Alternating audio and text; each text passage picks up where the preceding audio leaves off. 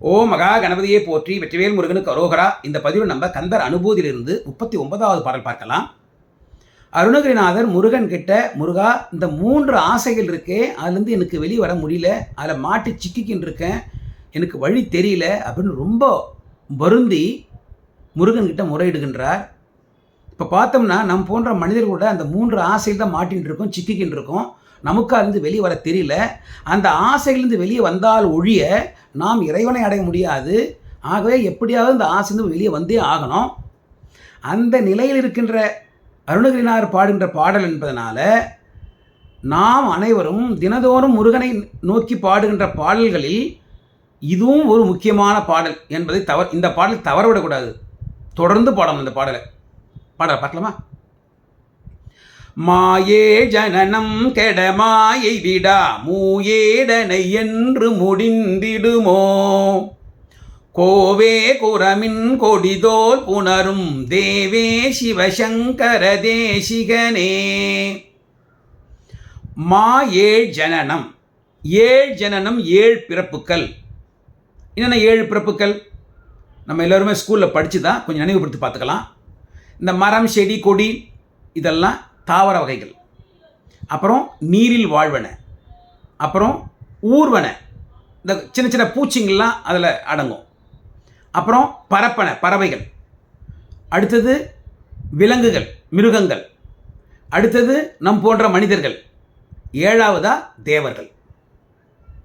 சரி, இது 7 பிறவி 7 ஜனம் சொல்லியிருக்கலாம் இல்லையா? ஆனால் அவர் 7 ஜனம் சொல்கிறார். அதாவது மிக பெரிய பிறவிகள்னு சொல்கிறார். ஏன் அப்படி சொல்கிறார்? இந்த ஒவ்வொரு பிறவியிலுமே பல லட்சக்கணக்கான யோனி பேதங்கள் இருக்கின்றன. இது எல்லாம் கூட்டி பார்த்தோம்னா 7த்துக்கும் மொத்தத்தில் 84 லட்சம் யோனி பேதங்கள் இருக்கின்றன. அப்படின்னா நம்மெல்லாம் தவறுகள் செய்ய செய்ய இந்த தீய வினைகள் வருது இல்லையா? அந்த தீய வினைகளின் காரணமாக நம்ம பிறக்கிறோம். அப்படி பிறக்கிறதுக்கு இந்த 84 லட்சம் வகையான உயிரினங்கள் இருக்குது அப்படின்னு நம்ம தெரிஞ்சுக்கலாம். அப்படின்னா ஒவ்வொரு தடவையும் பிறக்கும்போது நாம் படுகின்ற அந்த பாடு கஷ்டம் நமக்கு தெரியும், வேறு யாரும் சொல்ல வேண்டிய அவசியம் இல்லை. அப்போ இந்த 84 லட்சம் வகையில் பிறக்க வேண்டிய நிர்பந்தம் வந்ததுன்னா நாம் படுகின்ற அந்த துன்பத்திற்கு அளவு எதுனா இருக்கா? அளவே இல்லை.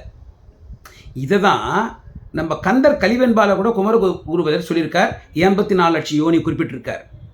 சம்பந்தமூர்த்தி கூட திருவேழிமலை தேவாரத்தில் இந்த விஷயத்தை குறிப்பிட்டிருக்கார். அந்த ஒரு வரி மட்டும் படித்து காமிக்கிறேன் உங்களுக்கு. உரை சேரும் 84 100,000 யோனி பேதம் சொல்றார்.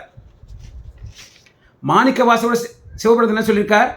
பூடாய் புல்லாய் புழுவாய் மரமாய் பல்வருஷமாகி பறவையாய் பாம்பாய் கல்லாய் மனிதராய் பேயாய் கணங்களாய் வல் அசுரராகி முனிவராய் தேவராய் அப்படிங்கிறார். ஆக இவ்வளவு பிறவிகள் இருக்கு. இந்த பிறவிகள் நம்ம பிறந்து பிறந்து பிறந்து கஷ்டப்படுறது எவ்வளோ கஷ்டமான வேலை, எவ்வளோ துன்பம் தரக்கூடியது. ஆகவே 7 ஜனனம். அந்த 7 பிறவிகளும் நம்ம இது மாதிரி பிறந்து பிறந்து பிறந்து கஷ்டப்பட முடியாது. இது என்ன ஆகணும்? கெட, அது கெட்டு ஒழிய வேண்டும். அதாவது எனக்கு பிறவி என்பது இல்லாமல் போக வேண்டும். அதுக்கு என்ன வேணும்? 7 ஜனனம் கெட மாயை விடா மூஏடனை. மூஏடனா 3 ஆசைகள். இந்த மண் ஆசை, பெண் ஆசை, பொன் ஆசைன்னு சொல்கிறோமே, அந்த 3 ஆசைகள் எல்லாருக்கும் தெரிஞ்சிருக்கும். பெண் ஆசைனா என்ன? பெண் மீது நாம் வைக்கின்ற ஆசை, அதன் காரணமாக நமக்கு உருவாகின்ற அந்த குடும்பம், அந்த குடும்பத்தில் இருக்கின்ற உறவினர்கள், அந்த உறவினர்கள் மீது நாம் வைத்திருக்கின்ற ஆசை பற்று, இதுதான் பெண் ஆசை. பொன் ஆசை, நம்ம பொருள் மீது பின்னாடி ஓடுறோம். பொண்ணு, தங்கம், வீடு, வசதி இதெல்லாம் நம்ம சேர்த்துட்டே இருக்கிறோம். அது மேலே இருக்கிற ஆசையில் அது பொன்னாசை. அடுத்து மண் ஆசை. இந்த மண் உலகத்தில் நம்ம வாழ்ந்து கொண்டிருந்த இந்த வாழ்க்கை நேரத்தில் நமக்கு நிறைய ஆசை, நிறைய உயர் பதவியில் அடையணும், இதை அடைய வேண்டும், இந்த புகழை அடைய வேண்டும், அந்த மாதிரி புகழ் பேர் அடைவதற்கு நாம் முயற்சிக்கின்றோம். அதன் பின்னாடியே ஓடிக்கொண்டே இருக்கின்றோம். இது மண் ஆசை. இதுபோல் இந்த எல்லா ஆசை மீதும் நம்ம ஓடிக்கொண்டே இருக்கிறோம். நம்ம எல்லோருக்கும் தெரியும், இந்த ஆசை இது ஆசையினால் நமக்கு கிடைக்கக்கூடிய அந்த பொருள்கள்னால நமக்கு நிரந்தரமான மகிழ்ச்சி கிடையாது. இது எதுவுமே நிரந்தரமானது கிடையாது. எல்லாமே தற்காலிகமானது தான், எல்லாமே அழியக்கூடியது தான். ஒன்று கூட நம்ம கூடவே வரப்போகிறது இல்லை.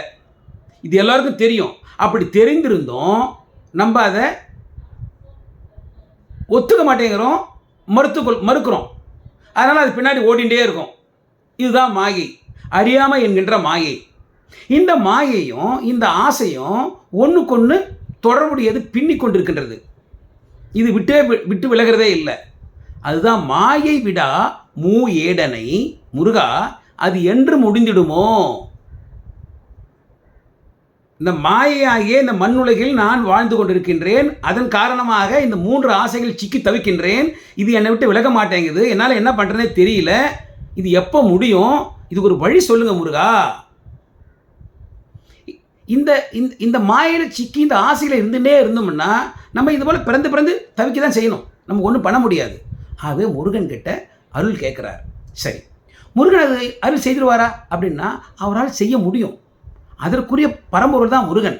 அதை அடுத்து 2 வரையும் நம்ம தெரிஞ்சுக்கலாம். முருகன் யார்? கோவே, எல்லோருக்கும் தலைவன், அரசன். அதுக்கடுத்து மிக முக்கியமானது குரமின் கொடி தோல் புணரும் தேவே. குரத்தியம்மை, மின் கொடி, மின்னல் கொடி போன்றவள், மின்னல் கொடி போன்று ஒளிர்பவள். அவள் செய்கின்ற அந்த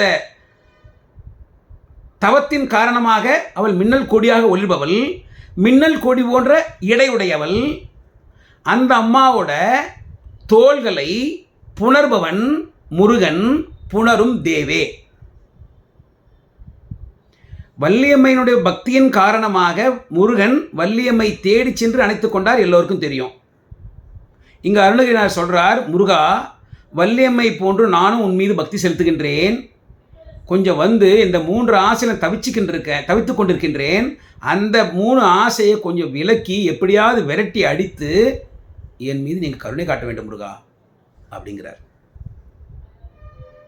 அடுத்து சொல்கிறார் பாருங்க, இன்னும் முக்கியமான விஷயம். சிவசங்கர தேசிகனே, சிவசங்கரன் சிவபெருமான் ஏன் இந்த திருநாமம் உபயோகப்படுத்தப்பட்டிருக்குன்னு பாருங்க. ஏன் இந்த சிவசங்கரன்னா என்ன? பொதுவாக சிவசங்கரனாலே அவர் மங்களமானவர், மங்களம் அளிப்பவர். எப்படி அவர் நமக்கு மங்களத்தை கொடுக்குறார்? நிறைய பேருக்கு சந்தேகம் வரும். சிவபெருமான் அழிக்கும் தொழில் தானே அப்படின்னு சந்தேகம் வரும். இந்த சாதாரணமாக கொஞ்சம் வேலை செய்கிறோம். வேலை செய்யணும் என்ன ஆகிடுது? இந்த உடல் தளர்ச்சி அடைகின்றது, களைப்பு அடைகின்றது. உடம்பு என்ன பண்ணுறோம்? வந்து ஓய்வு எடுக்கிறோம். ஓய்வு எடுத்து கொஞ்ச நேரம் பொறுத்து அது சரியாயிடுது. அதே போல் இந்த உயிர் இருக்க ஆன்மா இந்த பிறவிகள் தோறும் நிறைய கஷ்டப்பட்டு தளர்ச்சி அடையுது. நாம் செய்த வினைகளை நாம் தானே அறுக்க வேண்டும். அதுக்கு தான் இப்போ பார்த்தோம் 84 லட்சம் வகையான யோனிகள் இருக்கின்றன சொல்லி. அவ்வளவு நம்ம தொடர்ந்து பிறந்து பிரச்சனைகளை சரி பண்ண பிறந்துக்கினே இருந்தோம்னா இந்த ஆன்மா தளர்ச்சி அடைஞ்சு போயிடும், களைத்து போயிடும், ஒன்றுமே பண்ண முடியாது. என்ன பண்ணுறார் சிவபெருமான்? நமக்கு இன்னும் கொஞ்சம் பாக்கி அந்த தீய வினைகள் பாக்கி இருந்தால் கூட கொஞ்ச நேரத்துக்கு நம்மளை அவர்கிட்ட வச்சுட்டு ரெஸ்ட் கொடுக்குறார், ஓய்வு கொடுக்குறார். கொஞ்ச நேரம் பொறுத்து மறுபடியும் அனுப்புகிறார். நீ போய் மறுபடியும் அந்த வினைகள்லாம் கழிச்சிட்டு வான்னு அனுப்புகிறார். இதே போல் அந்த வினைகள் முழுதும் கழிகிற வரைக்கும் கொஞ்ச நேரம் ஓய்வு கொடுத்து அனுப்புகிறார். அது நமக்கு நல்ல காரியம் தானே செய்கிறார், மங்களம் தானே செய்கிறார், சுபம் தானே செய்கிறார், சுப நிகழ்ச்சி செய்துகின்றார். நமக்கு கடைசியில் நமது வினை முழுவதும் முடிந்த பிறகு இவன் எல்லா வினையும் முடிச்சுட்டான், தீர்த்துட்டான்னு சொல்லிட்டு மொத்தமாக கூட்டின்னு வந்து நிலையாக பர்மனெண்ட்டாக அவர் திருவடியில் வச்சுக்கிறார். மங்களம் அளிப்பவர். அந்த மங்களம் அளிக்கின்ற அந்த சிவபெருமானுக்கு, அந்த சிவசங்கரனுக்கு, முருகா நீங்கள் யார்?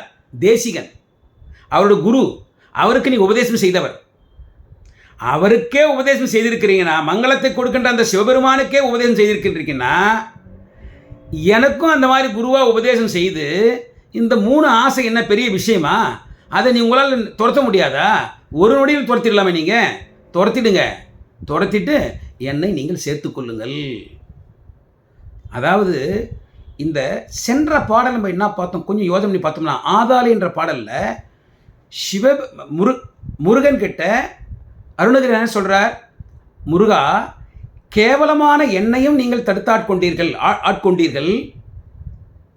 உங்களுடைய கருணையை நான் என்னன்னு சொல்கிறது, என்னால் விவரிக்க முடியுமா அப்படின்னு புகழ்ந்தார். ஆனால் இந்த பாடலில் இந்த 3 ஆசையிலேருந்து எனக்கு வெளியே வர தெரியல, எப்படியாவது வெளியே கொண்டு வாங்கன்னு கெஞ்சுறார். அப்போ என்ன அர்த்தம்? அந்த நிலையை அடைந்த ஆத்மாக்களுக்கும் நிறைய ஆசைகள் இருக்குது. அந்த ஆசையை விட்டு போக மாட்டேங்குது, முழுவதுமாக போக மாட்டேங்குது, எங்கேயோ ஒட்டின்னு இருக்கு. அது முழுவதுமாக போகணும்னா இறைவனுடைய அருளே, அருள் கருணையே வழி. ஆகவே நம் போன்ற மனிதர்கள் இறைவனுடைய அருள் கருணையை நோக்கி ஓட வேண்டுமே தவிர மற்ற பொருள் மீது வைக்கின்ற அந்த 3 ஆசையை விலக்கி அந்த ஆசையை இறைவனுடைய திருவடி மீது நம்ம செலுத்தினோமானால் இந்த 3 ஆசை விலகும். இதுக்கு நிறைய பாடல் கூட ஏற்கனவே நம்ம பார்த்துருக்குறோம், கொஞ்சம் நினைவுபடுத்தி பார்க்கலாம். பாடல் 16ல் பேராசை எனும் பிணியில் பிணிப்பட்டு, இந்த ஆசை இருக்க 3 ஆசை இருக்க, அது பேராசை என்பது பிணி, அது ஒரு நோய். இந்த 3 ஆசைகள் இருந்து 3 நோய்கள். அதுலேருந்து எப்படியாவது நான் வெளியே வரணும். ஓரா வினையேன் உழலத்தகுமோ, அந்த ஆசையில் மாட்டிண்டு அந்த நோயில் நான் உழன்று கொண்டிருக்கலாமா, அங்கேயே சுற்றின்னு இருக்கலாமா, அங்கேருந்து வெளியே வரணுமே. அதான் இந்த பாடலில் சொல்கிறார். நம்ம பார்த்துட்டு இருக்கிற பாடல் என்ன சொல்கிறார்?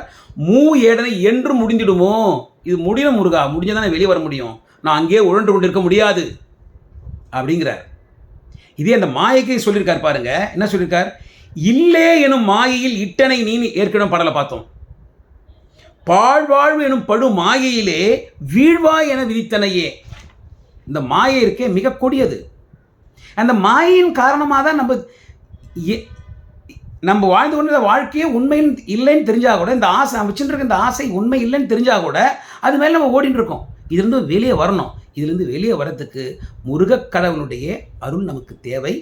ஆகவே நாம் எல்லோருமே இந்த ஆசையில் சிக்கி தவித்து கொண்டிருக்கின்ற காரணத்தினாலே இந்த ஆசையிலிருந்து நாம் வெளியே வந்தால் ஒழிய இறைவனை அடைய முடியாது என்ற உண்மையினாலே நாம் தினந்தோறும் தவறாமல் இந்த பாடலை முருகனிடம் பாடிக்கொண்டே இருக்க வேண்டும்.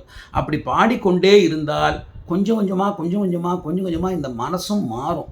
அப்படி மாறும் பொழுது முருகனுடைய அருள் நமக்கு கிடைக்கும் என்ற வகையிலே மறுபடியும் பாடலை பார்க்கலாம். இந்த பாடலை பாடும், தினந்தோறும் பாடணும்.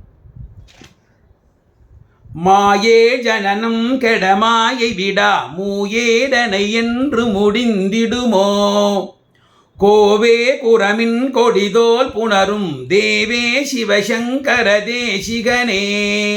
வெற்றிவேல் முருகனுக்கு அரோகரா, ஞானவேல் முருகனுக்கு அரோகரா, கந்தவேல் முருகனுக்கு அரோகரா. தவறாமல் உங்கள் கருத்துக்களை அந்த கமெண்ட் செக்ஷனில் பதிவு பண்ணுங்கள். ஓம் சரவண பவ.